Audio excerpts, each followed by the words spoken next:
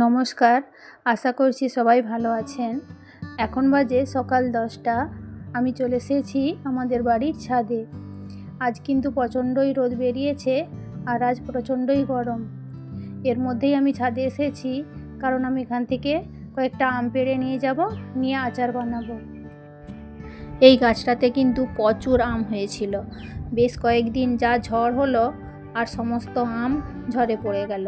এখন এই কয়েকটা আমই আছে, তাই ভাবছি এই আম কটা থাকতে থাকতেই এই আমগুলো দিয়ে একটু আচার বানিয়ে নিই। তো আমি এখন চটপট করে কয়েকটা আম পেড়ে নেব। এই রোদে একদম বেশিক্ষণ থাকা যাবে না, রোদে পুরো একদম ভাজা ভাজা হয়ে যাব। এখন তাড়াতাড়ি করে আমগুলো পেড়ে নিয়েই নিচে চলে যাব।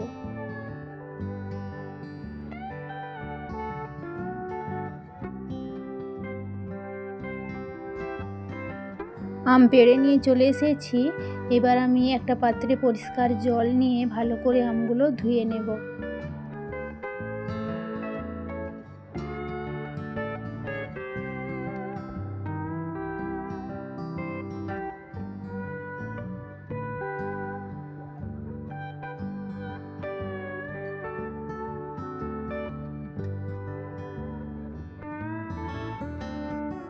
এবার আমি একটা বঁটিতে করে আমগুলো কেটে নেব। আমগুলোকে এইভাবে খোসা সমেত কিউব আকারে ছোট ছোট করে পিস করে কেটে নেব। এই যে আমগুলো আমার সব কাটা হয়ে গেছে। এবার আমি এগুলোকে ভালো করে জল দিয়ে ধুয়ে নেব। আমগুলো জল দিয়ে ধুয়ে নিয়েছি। এবার আমি এতে নুন আর হলুদ মেখে নেব।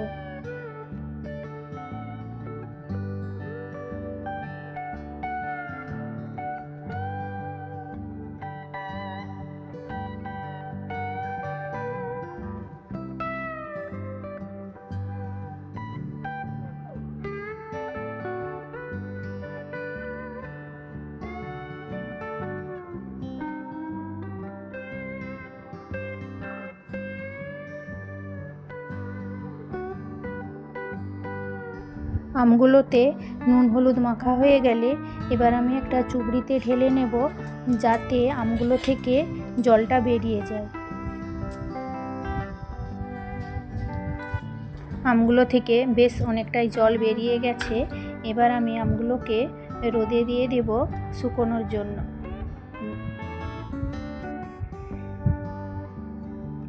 একটা কুলো নিয়ে নেব, তাতে আমি আমগুলোকে ভালোভাবে এইভাবে বিছিয়ে মিলে দেব, যাতে রোদে ভালোভাবে আমগুলো শুকিয়ে যায়।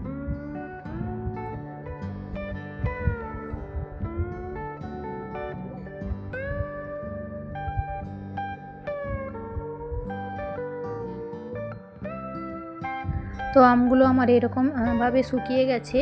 এবার আমি এগুলো দিয়ে আচার বানিয়ে নেব। আচার বানানোর জন্য প্রথমে আমি একটা ভাজা মশলা করে নেব। এখানে আছে শুকনো লঙ্কা, তারপর আছে এখানে কালো জিরে, তারপর আছে পানমৌরি, এখানে আছে মেথি, এখানে আছে গোটা ধনা, এখানে আছে জোয়ান, আর এখানে আছে গোটা জিরা, আর এখানে আছে সরিষা। এখানে 2 চামচ সাদা সরষা আর 2 চামচ কালো সরষা নিয়ে আমি একসাথে মিশিয়ে রেখেছি। এই মশলাটা ভাজার আগে আমি একটু নুন ভেজে নেব। এই আচার বানানোর সময় এই ভাজা নুনটা আচারে দিলে আচার অনেক দিন পর্যন্ত ভালো থাকে। তো এখন আমি নুনটা ভেজে নেব।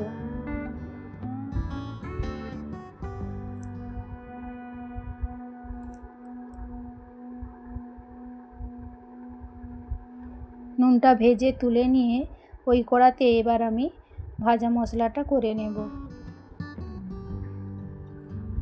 প্রথমে শুকনো লঙ্কাগুলো দিয়ে ভেজে নেব।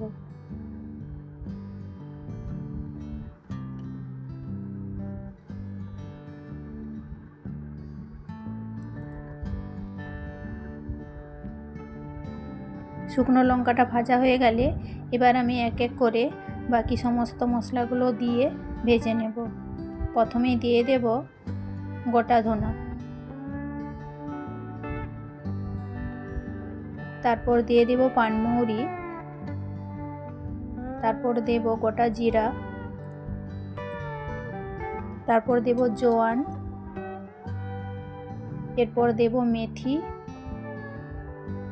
তারপর কালো জিরে আর দিয়ে দেব সরিষা। এবার আমি ভালো করে এগুলোকে ভেজে নেব। এই মশলাটা কিন্তু একদম লো ফ্লেমে ভাজতে হবে, তা না হলে মশলাটা পুড়ে যাবে, এতে করে মশলার ফ্লেভারটাই আসবে না।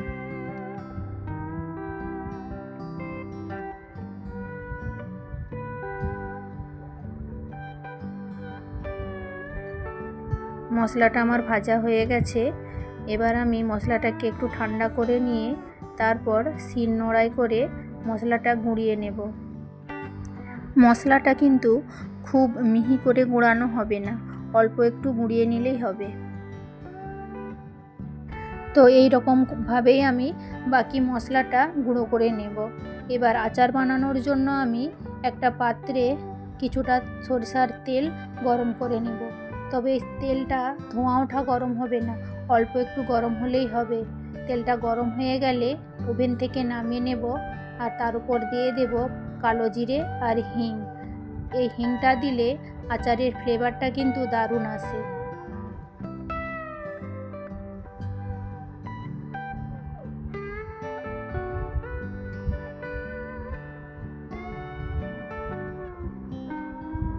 তারপর দিয়ে দেব ভেজে গুঁড়ো করে রাখা মশলাটা।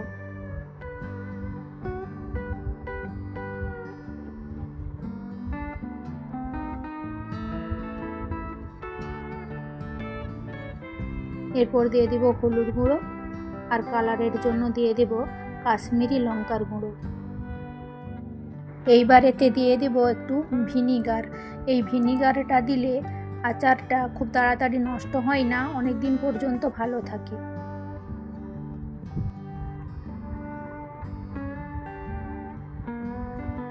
এবার দিয়ে দেব ভেজে রাখা নুন।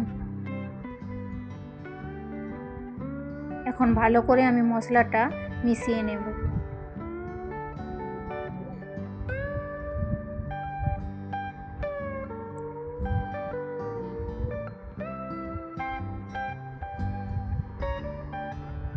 এবার এতে দিয়ে দেব আমের পিসগুলো।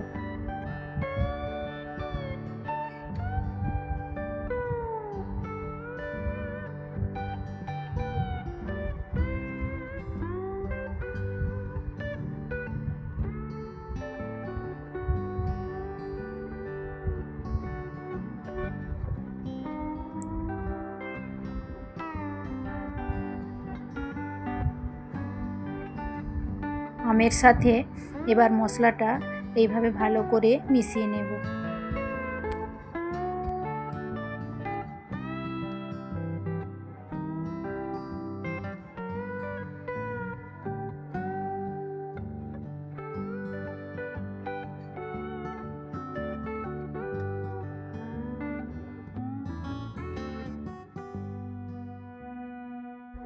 এবার এতে দিয়ে দিব কয়েকটা চেরা কাঁচা লঙ্কা আর দিয়ে দেব কয়েকটা আদা কুচি।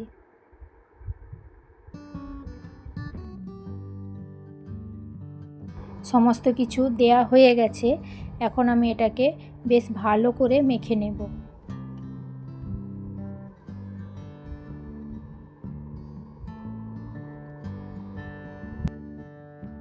এইভাবে ভালো করে মেখে আচারটা আমি রেডি করে নিয়েছি। এবার একটা আমি জারের মধ্যে এটা ভরে নেব।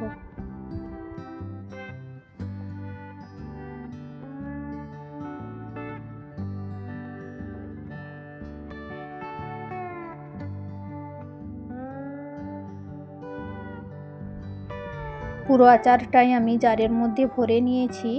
এবার আমি উপর থেকে আরও একটু গরম করে রাখা সরিষার তেল দিয়ে দেব। এবার এটাকে একটানা 6 থেকে 7 দিন রোদে দিলেই এই আচারটা খাওয়ার জন্য একদম রেডি হয়ে যাবে। তো যাই হোক, ভিডিওটা আজকে এখানেই শেষ করছি। আপনারা সবাই ভালো থাকবেন, সুস্থ থাকবেন আর আনন্দে থাকবেন।